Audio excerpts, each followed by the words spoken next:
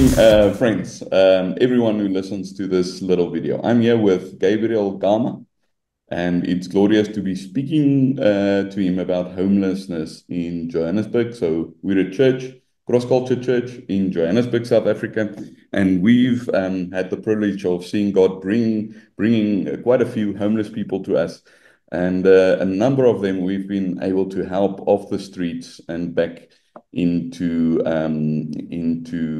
relationship with their families and friends and working even. And Gabriel is one of those people, although he's not fully employed, but God has walked quite a journey with Gabriel, and we're here to learn and to think through this big challenge, the challenge of homelessness, and what we as churches and believers can do about it now. We can be involved. And so, Gabriel, thanks for being with us. Thank you very much, Pastor. First thing, Gabriel, just tell us a bit about yourself. Where did you grow up and how did you land up on the streets? I grew up in KZN, place called Newcastle. I was introduced in Joburg around 2000. Okay, okay. And did you travel here with the prospect of work, or how did you get to Joburg? Now, at that time, I was still at school, so I was a little bit more of less English, so I upgrade English this side. Okay, okay. So you were struggling with English especially. Yes. And how did you end up on the streets of Joburg? Because that's where we met you. So we are thankful that one of our other friends, Robert, brought you to church and you were introduced to us. But by then, you were still struggling with drugs and you were on the streets. What happened? How did you end up there?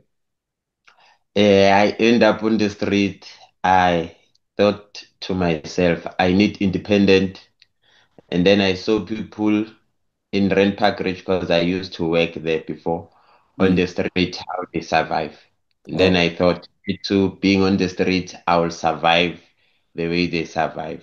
Thank God the streets never swallowed me. It's not like my family fired me or I did something to harm them.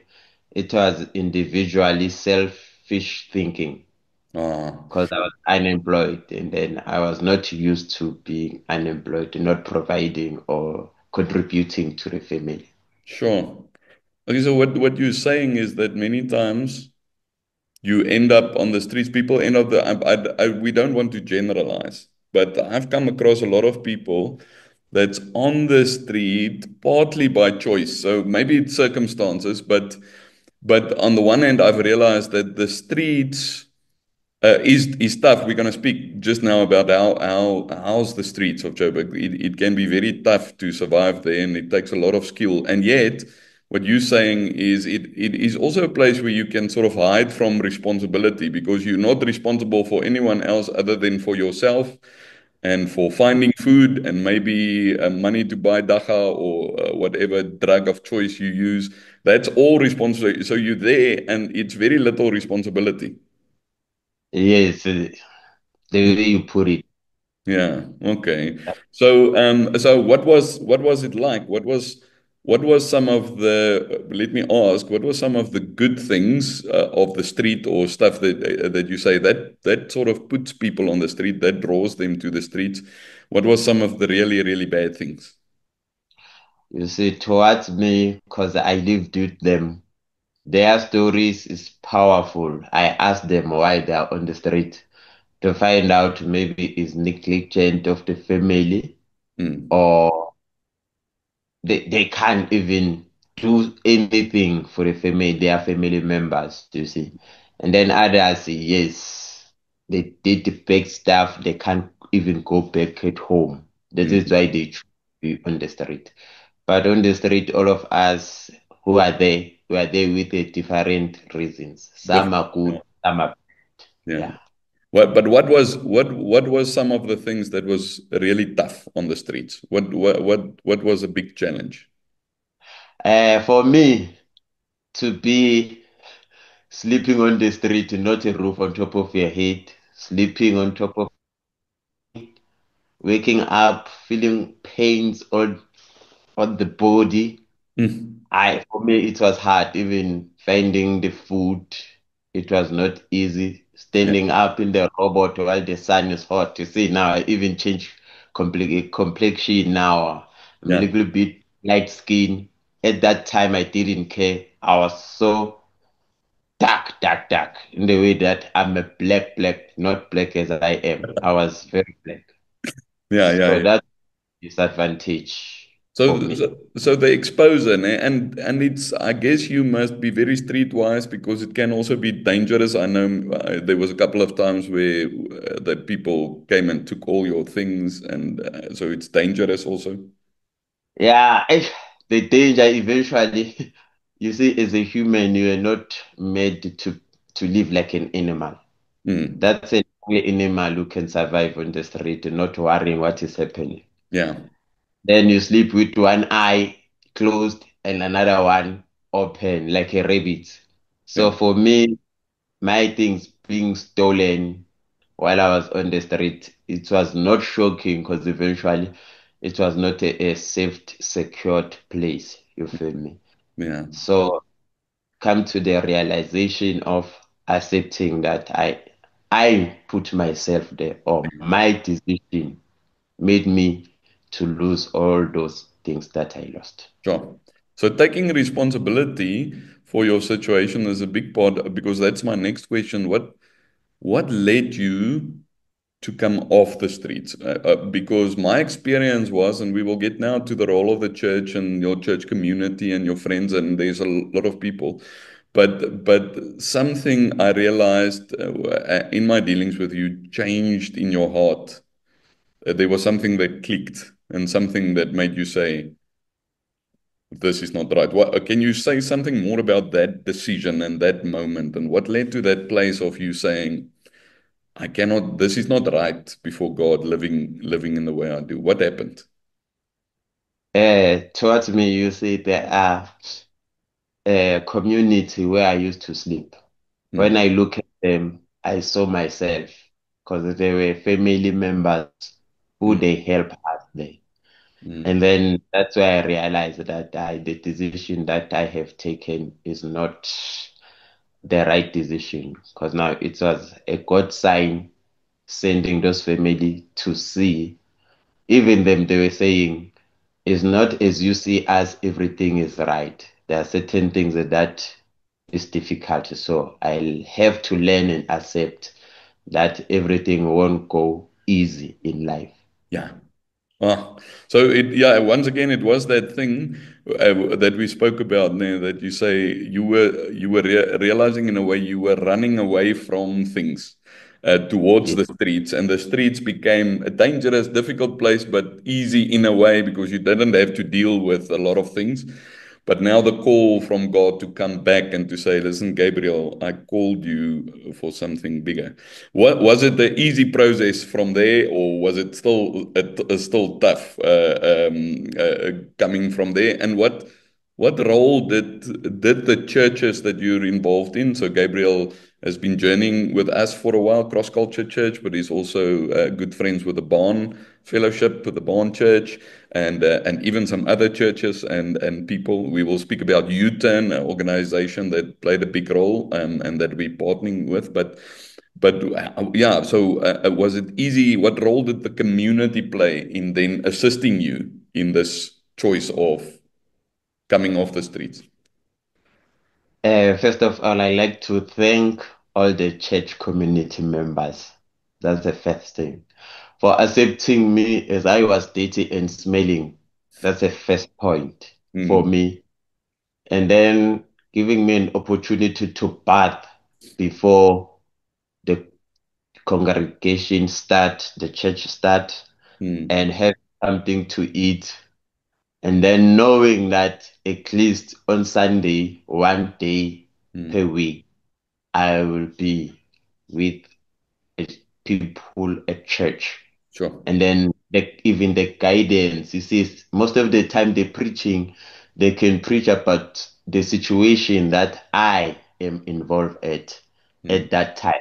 So yeah, that one will make me stronger because eventually it's a tough situation while I'm faced with tough situation. yeah, So tough situation plus tough situation, it makes my situation a little bit easier and Mm, understandable. So the band and the cross culture, they were there for me, and then implying or putting God and the faith of God, mm, what God will do in this situation. yeah, And what I love most of it is the highlight that each and every person in the Bible, it wasn't easy. So why me?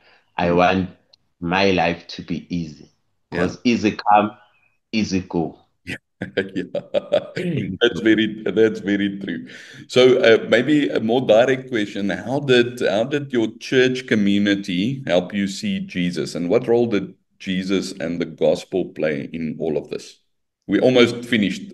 We need to get him to work. So, how did they help you see Jesus? What role did Jesus Christ and the gospel play in all of this?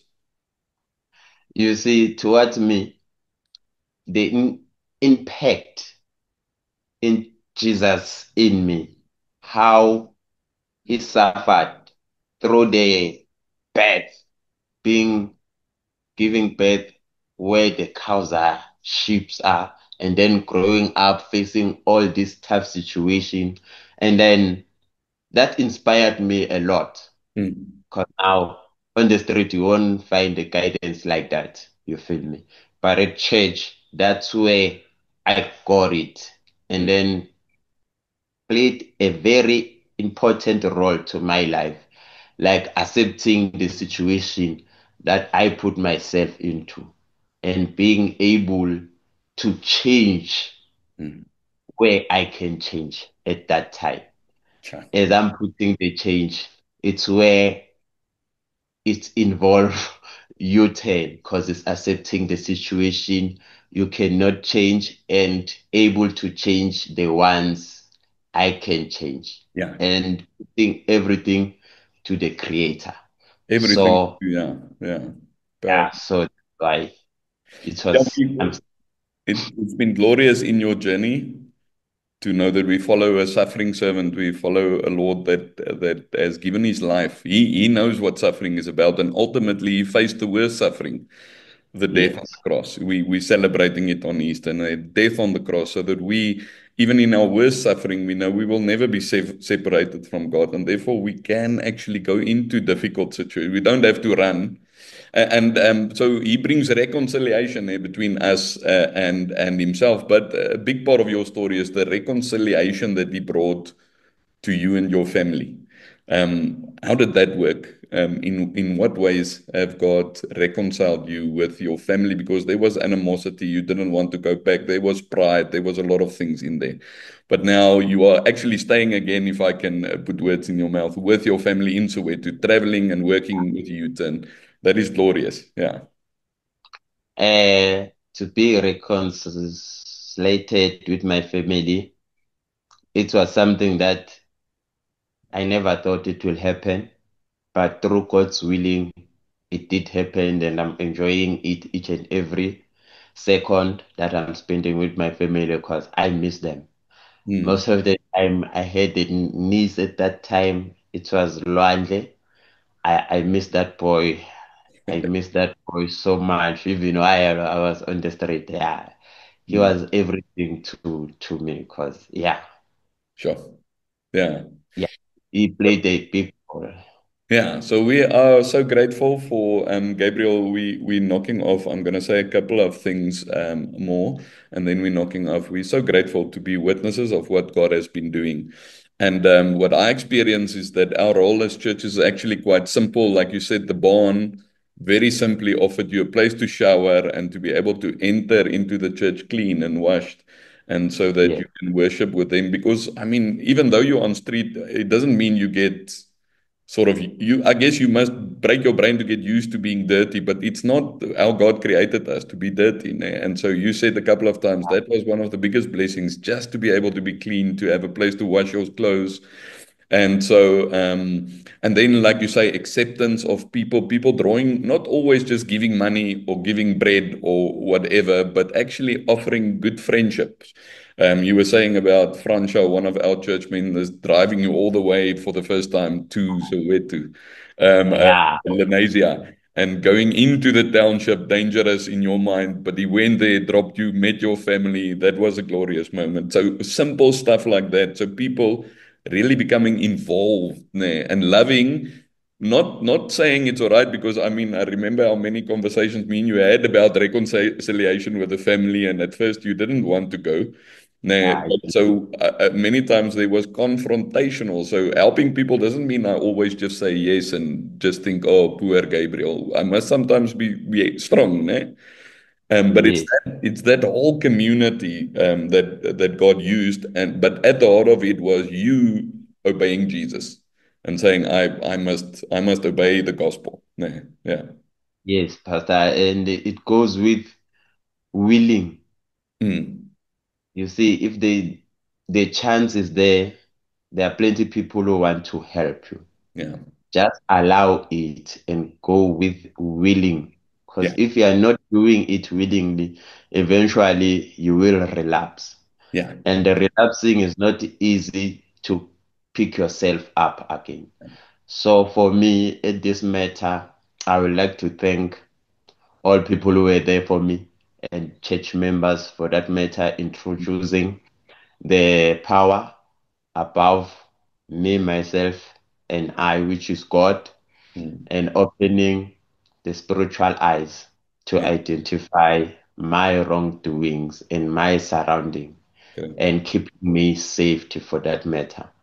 So, to all who are looking right now, Yeah. even brothers and sisters who are not able to watch right now, Mm, it's a request. Those who are willing to help, please, they must continue helping mm, because changing one person, it's a blessing. As I'm the witness of it, I feel blessed being here right now and doing this interview. Who knows? Eventually at the street, they are talented people. I don't want to lie. yeah. Even their English is so out of this world. They are, you have a builder, you have an artist, you have all the skills that you cannot even think about. Those people are talented. Even poetry people, you find them on the street.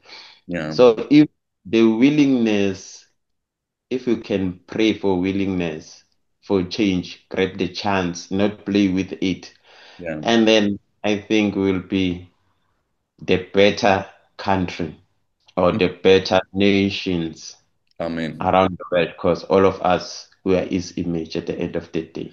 That is so important. So, final word, just if you're listening, if you want to know how to get involved, so it's just from our side, but I think one of the principles is just to be open to help people. Keep having good Yes. boundaries, but listen to people's stories. Rather become involved relationally before you get involved financially or just giving stuff. Maybe practically offer places for people, if it's possible at your church building at all, to shower and to wash clothes. That's a big need. And from there, draw people into community. And then for us, a big part of it was becoming involved in U-Turn because or helping assisting U-Turn is an organization started in Cape Town. They're now in Joburg as well, looking at other cities, but they are an amazing Christian-based organization that has developed a method of helping people that actually places emphasis on what Gabriel said, people's willingness, but then offering great assistance. For instance, Gabriel had to be 8 months clean on the street, so he had to go to Sanka, give in his papers. We helped him get there and back, but he had to make the choice to say, "I'm going to come off drugs on the streets," and only then will they assist. But they assist you along the way. So there's nothing better if you only do this, and that is to support U-Turn financially, or get to pray for them, or get more information, get one of U-Turn's people to come and speak to your church. But that is a glorious way of helping if we take hands. That was my last comment. I think as churches and as organizations, homelessness and the problem of helping people really is not one man's job. It is a community. Gabriel said many times beforehand, it takes a village to raise a child. It takes a village to get people to be helped. So, Gabriel, final question, then we must run. I'm afraid of our time. What can people pray for you specifically? Where are you headed? What's in your mind? What's your vision? What can people pray for you if they want to pray? The request for people, God's image, to pray for me, to stay strong and focus. Mm, And what I'm hoping for at the end of this journey is to be the caregiver, to yeah. give back to the community in many ways Mm, as they did give back to me. yeah. Right now, that's my purpose. Mm, And realizing the purpose in me to be a caregiver, it's a m- most beautiful blessing because there are people who need an extra hand to mm. help them. Amen. So Amen. my willing and hoping it will go through God's willing, not my willing, because my willing put me on the streets alone because I never fought. So Amen. this time, each and everything I must do, I know I must start, pray, and ask God's willing to help me. Amen. And Let me pray for that now, just now, and then please join us in praying. And if you want any more information, contact me, no, contact Newton, please. no problem. You still there? But let me pray, and then Yes. we get you to work. Gabriel is a champion at Melville's charity shop, Uton's charity shop, where they do on the job training. He's training to be released back into the workforce. Let's pray. Lord, we are so thankful for this testimony of your goodness and grace, and that you never forsake us, never leave us. Gabriel's evidence of that, that you called him off the streets into a relationship with you. And we ask that you bless that relationship, bless his work at Uton, bless Uton, bless all the churches that was really involved in this and want to help people off the streets, lead more churches and Christian organizations to be part of this. And bless Gabriel in his endeavors. Bless him with his family. His family, I spoke to his mom last night, just the financial need. We pray that you will provide. Pray that you will lead Gabriel on this road to fulfill his calling to be a caretaker in this country of ours. It's so needed. Strong men, followers of Jesus that can care for the elderly, for the poor, for the needy, for the sick. That is on his heart. So lead him in that direction, we pray. And we pray all of this for your glory and for your kingdom to come here in our city in Johannesburg. Thanks for showing us a bit of your kingdom coming in Gabriel's life. Amen. Amen. Blessing. Thank you. Thanks for speaking to us. Let's rush to work.